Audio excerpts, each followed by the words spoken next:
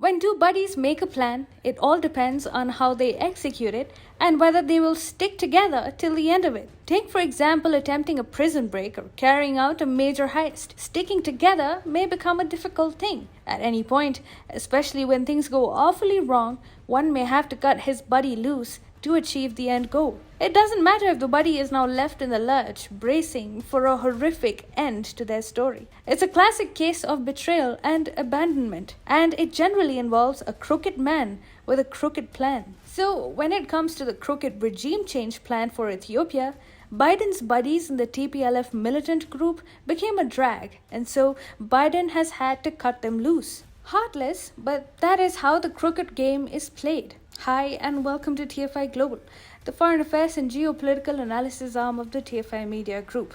I am your host Shubhangi, and in this video I will tell you about Biden's abandonment of the TPLF and his embrace of Sudan. Let's begin. US President Joe Biden is putting all his political and diplomatic capital at stake for a single objective: pulverizing a poor, developing African country called Ethiopia. With threats of intervention and apparent support to the Tigray People's Liberation Front, a separatist group that wants to sever the Tigray region out of Ethiopia, the US tried to overpower the Abiy Ahmed regime in Ethiopia. Biden also tried to support the TPLF by launching an invasion into Ethiopia via Djibouti and instigating Sudan to launch a war against Ethiopia in order to create a two-front war situation for the Ethiopian troops. Now the Biden administration has come up with a new plan: abandon the TPLF altogether for the time being and achieve the dream of destabilizing Ethiopia through Sudan. The first signs of the Biden administration abandoning TPLF became clear last month itself during a briefing with the US Special Envoy for the Horn of Africa, Ambassador Jeffrey Feltman, on the ongoing situation in Ethiopia. Feltman said, "I want to be clear. The basis for talks to lead to de-escalation and a negotiated ceasefire exists. Ethiopian Prime Minister Abiy told me again on Sunday that his top priority is to get the Tigrayan Defense Forces and the Tigrayan People's Liberation Front, the TDF and the TPLF, out of the lands that they have occupied in the states of Amhara and Afar and get them back into Tigray. We share that objective."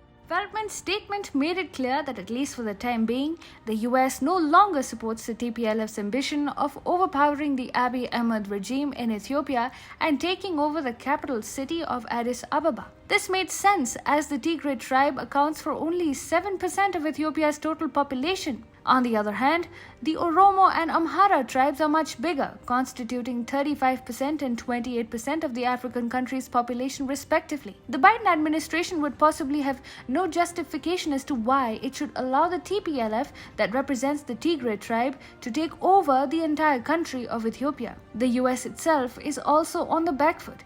It wanted to use its base in Djibouti to launch attacks on Ethiopian forces and assist the TPLF in its endeavor to capture the capital city of Addis Ababa. But Biden lost the plot, and Djibouti denied the US to use its territories for assault on other countries, leaving Washington very embarrassed. Therefore, the US simply does not have the wherewithal to support the TPLF in its ambition to capture Addis Ababa. The US could not support the TPLF against an Ethiopia-Eritrea military alliance, and this is why the TPLF has not managed to achieve its objective. As such, the Biden administration may not completely give up on the TPLF, but it will wait for an opportunity to support the separatist group more openly only later.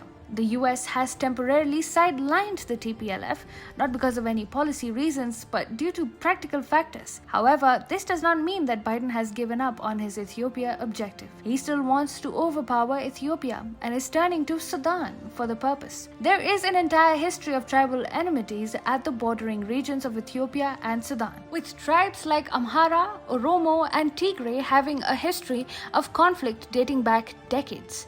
As such, Sudan provides a strategically advantageous position and can force Ethiopia into an uncomfortable two-front war situation if the TPLF also ups the ante in the near future. The Biden administration is shamelessly capitalizing on these traditional tribal conflicts. Sudan faced a coup that was unusually very short-lived, And if the reports are to be believed, as soon as the military and the government reached an understanding, the coup was reversed. While the exact transaction between the two parties cannot be specified, it is a fact that the policy of Sudan towards Ethiopia changed, leading to skirmishes and an increase in humanitarian assistance to the TPLF.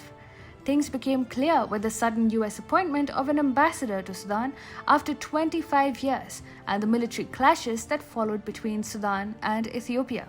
This is the definition of a transactional relationship, as the military intervention has most probably forced this change of heart. While the Sudanese military will get weapons and equipment from the US, Washington will be able to ensure that the Ethiopian government is weakened and subsequently send the country and the region into a never-ending cycle of tribal civil war. Of late, clashes have broken out between the Sudanese and Ethiopian troops amidst domestic unrest in the two countries.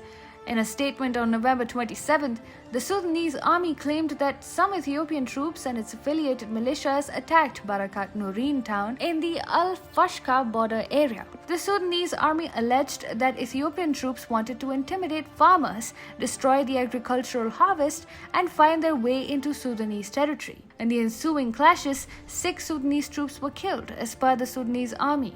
However, local media reports pegged the number of casualties at 20. Passions are now running high between Sudan and Ethiopia. Abdel Fattah al-Burhan, commander-in-chief of the Sudanese armed forces, claimed that the Al-Fashqa border area with Ethiopia is purely Sudanese land. Burhan inspected the area where the armed clashes took place, and the Sudanese army also posted a video in which Burhan can be seen doing the V sign in front of his soldiers while vowing to not give up Sudanese territory. The Al-Fashqa area is at the root of a decades-old conflict between Khartoum and Addis Ababa. Last year, Sudan expelled thousands of Ethiopian farmers while arguing that the area is located within the Sudanese borders. Ethiopia had, however, rejected the Sudanese claims, and the ensuing clashes between the troops of the two countries had claimed dozens of lives on both sides. And now the United States is further exploiting the decades-old conflict in a bid to pile pressure on Ethiopia and somehow force a regime change in Addis Ababa, all for Biden.